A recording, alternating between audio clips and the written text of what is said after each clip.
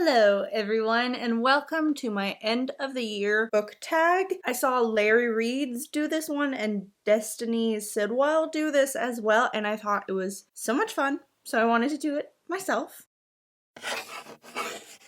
Okay, so there's 20 questions on here, so let's just get right into it. Most disappointing book of the year. Oh, I know right away what I am reaching for. Hold on. It is this bad boy, Powerless by Lauren Roberts. I feel like for me, it got overhyped to the point that I got so disappointed. It's not that I don't like books where they have trials, but I felt like this wasn't as life-threatening. The banter helped it quite a lot, and the connections that Peyton made whilst being in this competition helped quite a lot, but I don't feel like there were enough consequences from the trials itself and her not having powers. I don't feel like there were that much of a consequence. I felt like they just streamed through all the trials, which annoyed me. This was disappointing to me. I'm sorry. Then we have what was an underdog book this year. I think it is Assistant to the Villain by Hannah Nicole Mayer. I love this book so much. I love it so much. I giggled so much while I was reading it. I was on the treadmill walking, reading this on my Kindle and just laughing my ass off, and everyone's just like, the hell is she doing? I love the fairy tale land that she made. She made such a beautiful land, and I wish I could jump right into this book because I feel like you can really escape into this world with the characters, and I love the characters so much. I want people to talk about this book more because I love it so much, and I cannot wait for the third book and fourth. I cannot wait.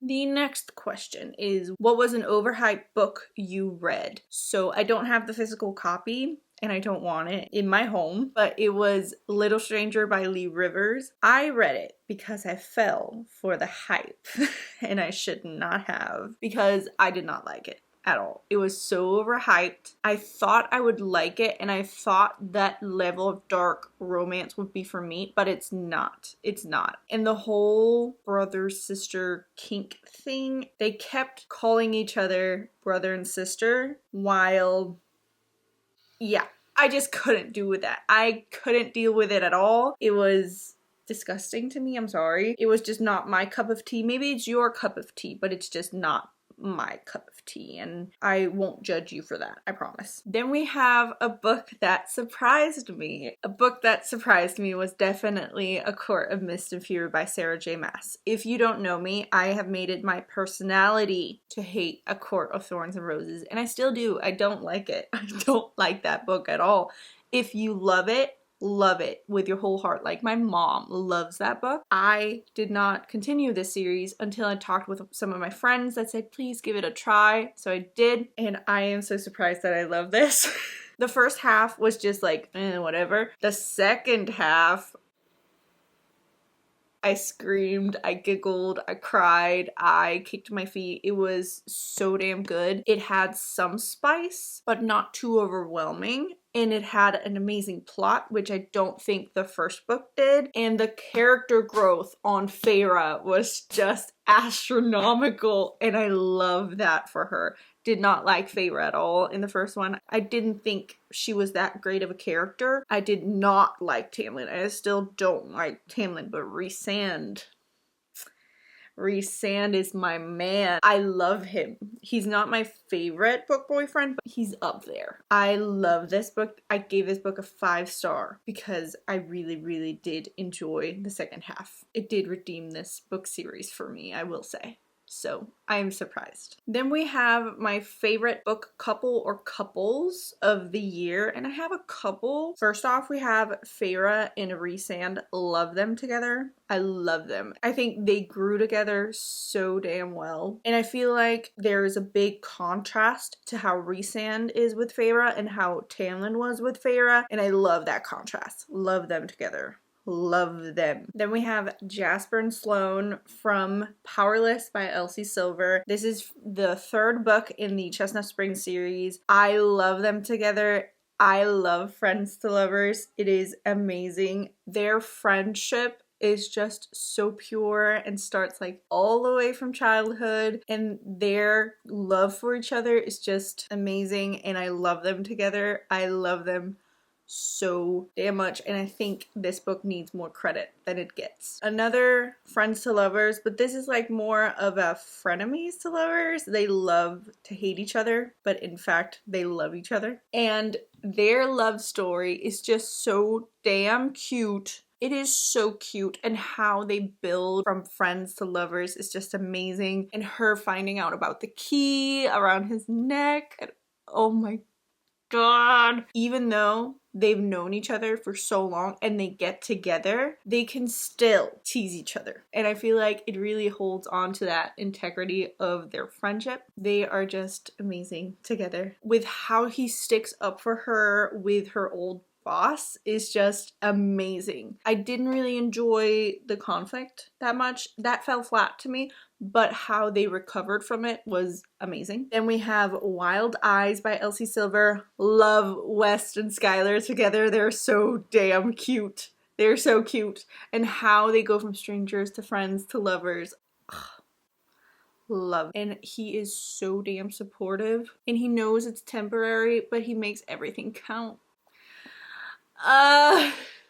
Love. And I of course have to mention Lights Out with Josh and Allie. Love them. Love them. The couple who slay together, stay together, indeed. Love them. They are swoon worthy. And how utterly obsessed Josh is with Allie when they get together. Adorable. Cute. Love. Then we have my favorite main characters of the year, which is different for me a little bit. Some may overlap. First off, we have Phantasma. We have Blackwell. I loved Blackwell. Loved him so much. He is an arrogant phantom who has a secret. He has the greatest banter. He is so funny. He is so damn hot. I didn't think I would fall for a phantom in a book, but I did, and I have no regrets at all when it comes to Blackwell. I know I mentioned this book before with favorite couples, but I have to mention Skylar. I have to mention her. Her character growth in this one is just amazing. I could really relate to her with how she was feeling in this one, as well as West. She was just amazing. She was great at actually talking about her being afraid of irrelevance and being like controlled all her life, and West was really great at talking about maybe he was like irrelevant to everyone and feeling lonely and stuff like that. And I really feel like Elsie Silver wrote these characters so well, and it is great representation in this one. And my honorable mention in this one is Feyre's character growth, because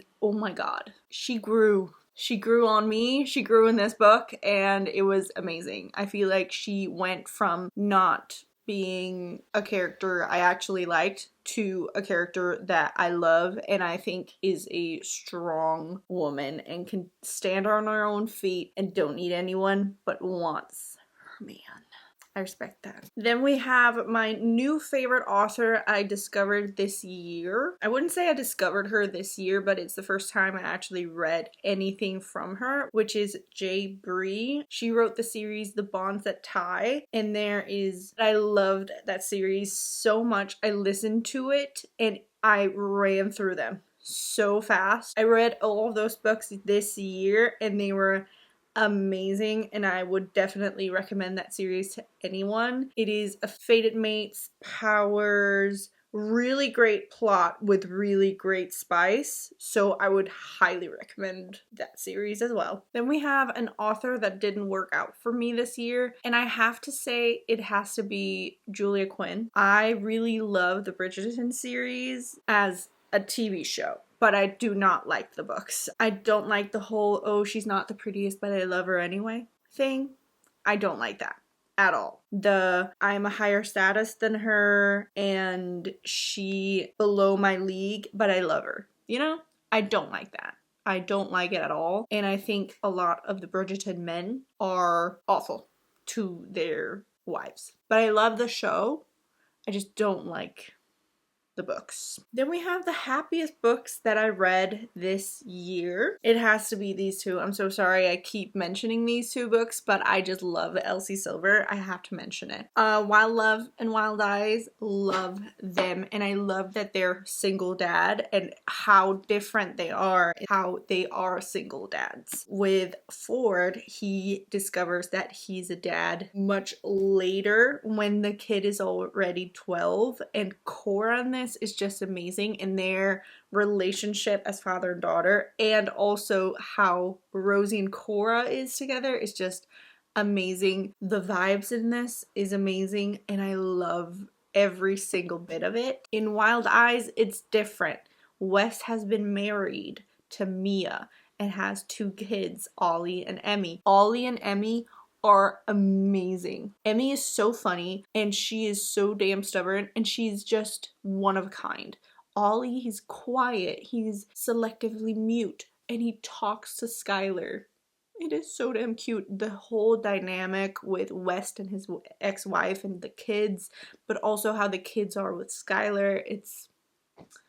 I love it. Then we have what is the saddest book you read this year? And I have to mention 2. I have to mention 2. I'm so sorry. First off, we have Happy Place. I laughed. I cried.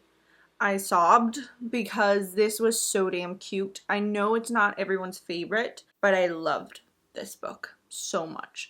The found family, the love story in it is just amazing. I cried because of how sweet the found family part of this book is and how much they love each other, but also the whole I may not get to be with the person that I love part. And I cried. I cried so hard, and this was definitely a 5-star for me. It really is, and Emily Henry really stole my heart this year, and I can't wait to read many more of her books. And then we have Assassin's Blade by Sarah J. Maas. This is the first book that I read in the Throne of Glass series. I haven't read the next book, so Throne of Glass, but I think I get why people want you to read this one first. I feel like you get all the basic information you need to go into Throne of Glass. And I cried so much. I actually didn't really like this book. I felt like the first part was really good, then the 2 next parts weren't that good, and the last part was absolutely amazing, and it made me fall in love with these characters so much more. Sam, it made me cry. It made me cry so damn much, and you really started to feel all the love that these 2 characters have for each other. And I just, like, why?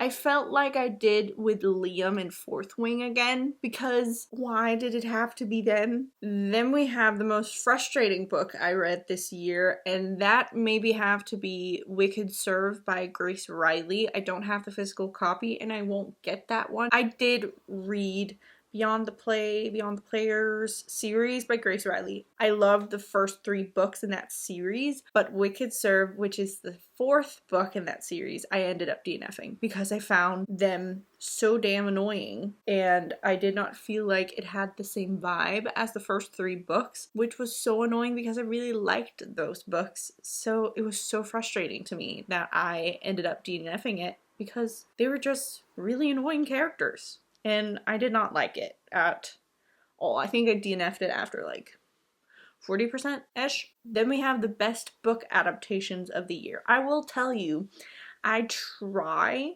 not to watch too many book adaptations because I end up getting disappointed. But I did watch 2 and I liked those a lot. So first of all, we have The Idea of You. I have never ever read the book, but I really liked the movie with Anne Hathaway and Nicholas something. I don't remember his last name. And then we have, of course, Bridgerton. Love the Bridgerton series. Even though I don't like the Bridgerton book series, I love the TV show. I love it. Some people have said that I need to watch Maxton Hall. I don't know. The whole them talking German or it getting dubbed over is kind of annoying to me. Then we have my favorite covers of the year, and I have one that I think of. We have The Spell Shop by Sarah Beth Durst. I think this cover is so damn cozy, so damn cute. Love it. I haven't read the book yet, but I feel like it is such a cute cover, so I needed to show you guys. Then we have a book I haven't stopped thinking about. I have a couple. They're like some books that I already have mentioned, and I'm sorry, but I need to mention them again. First off, we have Phantasma. Loved this book from the very first page. Loved the characters, loved the plot, and the fact that I actually felt really intrigued by the trials, and there were actually consequences to the trials, were just chef's kiss. And I just can't stop thinking about Blackwell. And some of the trials are just imprinted in my brain. And some of the characters that are not the main characters are just imprinted in my brain.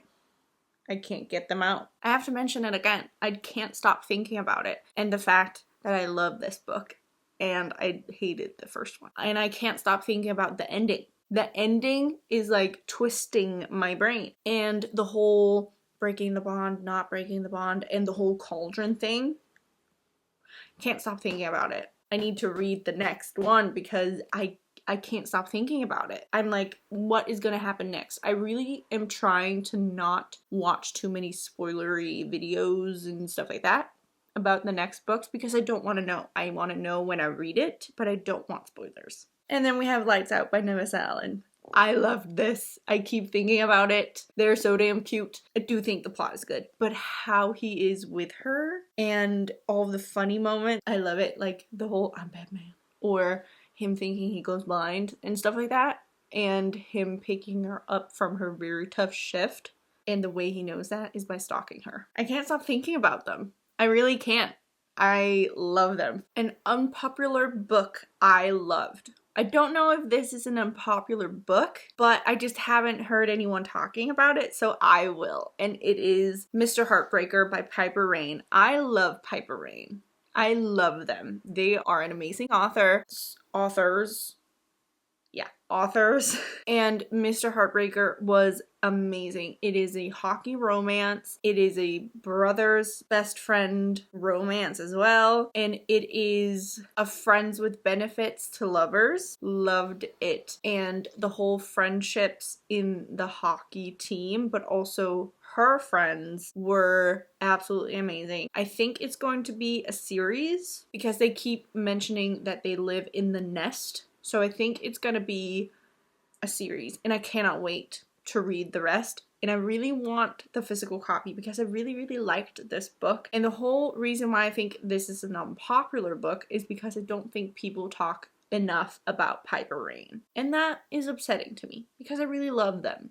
I really do. And a lot of their stories I love. So they need more recognition than they are getting. Then we have books I thought I'd love but didn't. I have 2 physical ones, and then I have one that I actually sold my copy of because I did not like it at all, and I will explain in a minute. First off, we have God of Pain by Rena Kent. I did not like this at all. I loved God of Malice, and I read that as well this year. Loved it. Killian, love him. Glyndon, loved the whole story. It is a bit insane.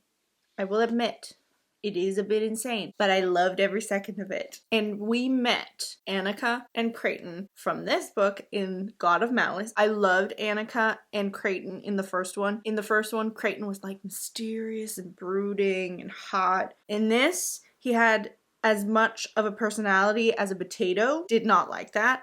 Annika was like this mafia princess that didn't take shit from anyone. And in this, she was naive as hell. And really annoying. And the plot was not it at all. I feel like Rena Kent was trying to do something, and then she was like, oh, but we need more consequences and we need more to happen, and then we just put shit in there to make the book longer, and it did not work. So I was very disappointed. I was really excited to read it. Then we have Leather and Lark by Bryn Weaver. If you know me, you know I love Butcher and Blackbird. I love that book. I think about it every day. I love that book so much. I cannot stop thinking about it, and I keep rereading it because I love it so much. So the fact that this was so disappointing was Leather and Lark is about Lachlan, who is the first book's main character's big brother and the first book's main character's best friend, Lark. Lachlan is a contract serial killer and Lark is a serial killer, or a multiple deleter, as she likes to call herself, which I liked. But I felt like I didn't think they had that much chemistry, and the plot wasn't really it for me. I found it kind of boring, and I felt like the whole her being a musician was forgotten quite a lot, which was weird. So this was very disappointing because I loved the first one, but I am excited to read Scythe and Scarrow, which is the third book in the series, which comes out in 2025. And the last book we have is Long Live Evil by Sarah Rees Brennan. The concept of the book, amazing. The execution, really poor. I loved the first few chapters. The first few chapters were amazing. The whole start of the book was amazing. She's dying. She gets a second chance by getting to become a character in this book that she and her sister loves. I felt like I got so damn bored so fast, and they lost the whole concept so fast as well. I felt like this could have been amazing. You getting a second chance by becoming the villain in your favorite book. Why didn't they play more into that? Like, you got to be the villain. Do more villainy stuff and do something crazy. It was just like, meh, it fell through. It had an amazing concept, but fell through completely. Then we have books you read this year that you would reread. I have a couple of them, and it is going to be some books that I've already mentioned because I love them so much. So this one I'm just gonna run through really quickly, okay? First, we have Book Lovers by Emily Henry. This was my first Emily Henry read. Loved it. Fell in love with the story immediately, and as a person that really wants to become a writer someday, I got really inspired by the female main character, and their love story is just so unique to me, and Emily Henry writes really unique characters in my opinion. Love this. I will reread it. Then we have Akamath. I want to reread it before the next book comes out because I think I need it. I think I need a refresh reading all of the books before that one comes out. Then we have Lights Out. I don't think this needs an explanation. Love them. I want to hee hee ha ha all the wild days. I want to hee hee ha ha into the next year and into the year after that with this book. And then we have Assistant to the Villain. I want to reread this so bad because I felt like I was escaping into this universe that is just so magical, and I loved it. Then we have my reading goal reflection and a reading goal for 2025. So my reflection on my reading goal this year was I wanted to read 60 books. At this moment, right now that I'm filming this, I have read 62 books, which I am very excited about, and I'm very, very proud of myself because last year I think I read 40. And I really wanted to push myself into reading more. I want to diversify my reading a bit more. That is like one of the goals that I have for 2025. My 2025 reading goal, I think I want to push myself even more. So I think I'm going to set my goal to 65 or 70. I haven't really decided, but it would be really amazing if I could reach 70 books in 2025. I'm trying to read faster and I'm trying to read more because I enjoy it so much. Sometimes I get lazy and I end up doom scrolling on my phone, and I don't want to do that. My 2024 reading goal reflection is I did great. Yeah. And hopefully I will in 2025 as well. Then we have books I wish I got to this year. I have a couple because I do think I end up going for the books with more hype because I do suffer from FOMO. So here are some books that I wish I got to this year. First off, we have Blood of Hercules. This is like one of the books that I ended up buying because of FOMO. I'm sorry. I actually don't fully know what it's about, but I'm sad that I didn't get to it because it's intriguing. Like something about like a war academy, and I've heard it's multiple love interests and it's smutty. So I feel like I will like it. Then we have the Pucking Wrong series by C.R. Jane. I've heard so many people talk about this series, and I want to dive into my sports romance era really, really bad, and I feel like I will love it. I feel like I will love it so damn much. I've heard so many people talk about this, and again, FOMO. Who doesn't love a hot hockey guy, you know? And I've heard it's kind of dark as well. So that's a plus for me. Then we have the Windy City series. Again, I've heard so many people talk about this, and my sister-in-law also have read this series, and she says that I would love it. So I bought the first 2 books, and I am so sad that I didn't get to read these this year because I feel like I will love them. I think I will love Liz Tomfort's writing. I've heard her writing is amazing, so I cannot wait to get to these. Then we have Throne of Glass. I was really hoping that I got to this book this year, but I ended up going on the ACOTAR train, and which was not expected at all, but I really hoped I would get to this also because I loved Assassin's Blade, so I'm kind of sad, and I will be trying to get to this one as fast as possible next year. And then we have Nightbane and Skyshade. I'm just gonna say I'm so sorry to my little sister because I promised her that I would read these this year. I read Lightlark this year. I introduced her to Lightlark, and I didn't get to read these, but she did. I'm so sorry, but I will put them on my TBR/hopefuls like early on next year. I really want to because I really liked Lightlark. So the fact that I didn't read these is insane to me. That was the end of the year tag. I hope you enjoyed it. I did. My floor looks like shit.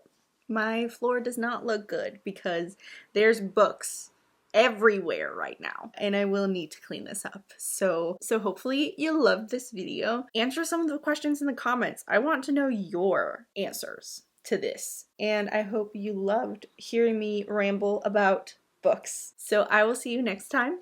Bye!